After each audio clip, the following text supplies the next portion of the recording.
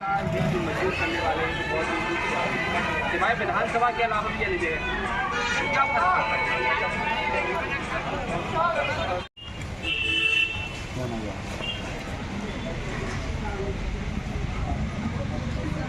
भैया, प्रशासन ने किस तरीके से चाचा की रसोई पर रोक लगाई है और क्या कहेंगे आप? आपको हाल ही में पता होगा कि एक प्रोपेगेंडा बनाया गया भाजपा द्वारा कि हम लोग सिलाई मशीन बांट रहे हैं, उसी के साथ साथ उसी में इसको जोड़ दिया गया रसोई को। तो ना ही हम सिलाई मशीन बांट रहे थे, वो एक प्रशिक्षण शिविर था, और ना ही हम इस रसोई को चुनावी प्रचार में उपयोग कर रहे थे, ना ही हम यहाँ पैम्पलेट बांट रहे थे, ना ही हम लोग यहाँ पे आते थे चुनाव प्रचार करने।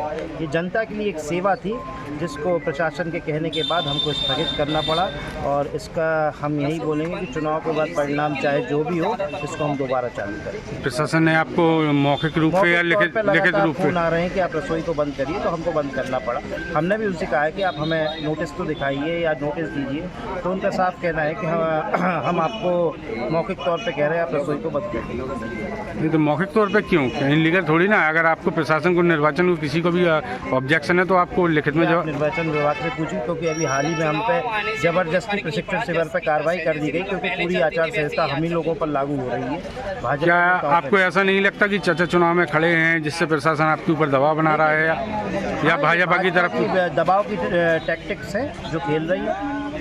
आप इसके लिए क्या करेंगे? आप इसके लिए यही कर सकते हैं कि हम अपनी जनता से रिक्वेस्ट कर रहे हैं कि 2 महीने, आप 1 महीने जब तक आचार संहिता लगी हुई है, हमारा साथ दीजिए, इसको हम पुनः चालू करेंगे। इससे गरीब जो असहाय लोग यहाँ 1000 से 1500 लोग पर डे प्रतिदिन भोजन 1 रुपये भरपूर भोजन करते थे, अब उन लोगों पर इसका काफ़ी असर दिखाई दे रहा है। इस बारे में क्या कहेंगे आप? हाँ, उनके लिए ये बहुत एक कठिनाई का समय है, मगर वो लोग हमारे साथ हैं। उनका कहना है ठीक है भैया, हम 1-2 महीने ये समय निकाल लेंगे।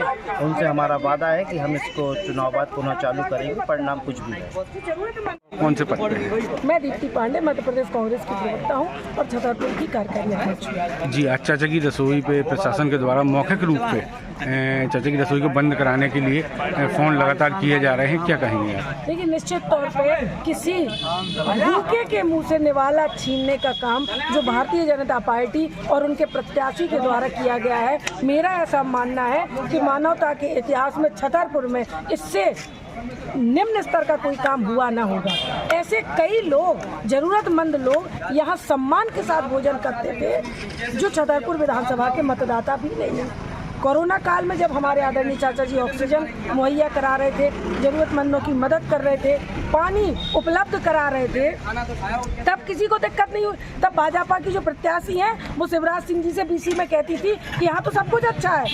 उस समय उन्हें जब लाशें गिनने की फुर्सत नहीं थी लोगों को, जिनके अपने लोग जा रहे थे, पूरा शहर, पूरा देश, पूरा प्रदेश मातम में डूबा था, तब वो ये कह रही थी कि सब कुछ अच्छा है, तो वो ये भी कह सकती है कि ये रसोई बंद करवा दी जाए। वो शिकायत कर सकती हैं, ये प्रत्यक्ष उनके प्रमाण है। पर मेरा निवेदन आपसे यही है कि भूखे के पेट से, उनके मुंह से निवाला ना छीने, धर्म को, सेवा को, नर सेवा, नारायण सेवा, मानवता के हित में घटिया राजनीति को ना लाए, चुनाव की तरह लड़े।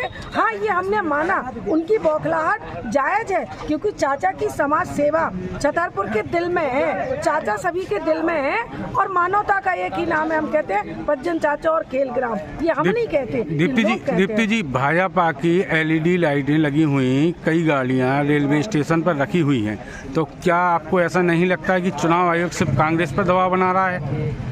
आप इस प्रश्न का जवाब आप मीडिया के हमारे चौथे स्तंभ में हमारे साथी ज्यादा जानते हैं कि भय, भूख और भ्रष्टाचार के साथ ये सरकार में तानाशाही हुई है। हमने कई ऐसे चुनाव देखे अभी नगर पालिका में, तो वहाँ जो LED रखी हैं आप लोग उसकी शिकायत करेंगे? बीजेपी का पट्टा डाल के लोग, कौन सुनने वाला है?